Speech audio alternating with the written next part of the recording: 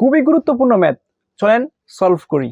ওকে, তো এই ধরনের প্রশ্নের ক্ষেত্রে অনেকে কনফিউজড হয়ে যায়, এখানে মাঝখানে প্লাস দেওয়া কেন, প্লাস দিলে এগুলো কেমনে করবো। তো দেখেন এখানে যদি প্লাস দেওয়া থাকে মাঝখানে, তাহলে দেখেন 3 এর উপরে 10, 3 এর উপরে 10, 3 এর উপরে 10, অর্থাৎ সেমটার উপরে পাওয়ার কত আছে, 10 আছে।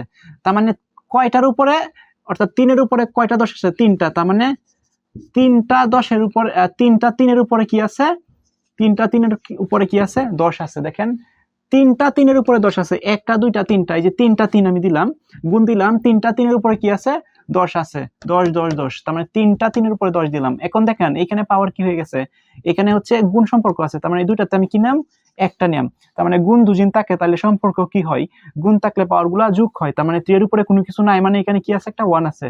তার মানে 1 প্লাস কত 10, তার মানে 3, 10 আর 1 কত, 11। That is my answer. একদম ভেরি ইজি। এইগুলা সলভ করতে আপনারা একটু মাথায় রাখবেন যে এই প্রসিডিউর অবলম্বন করতে।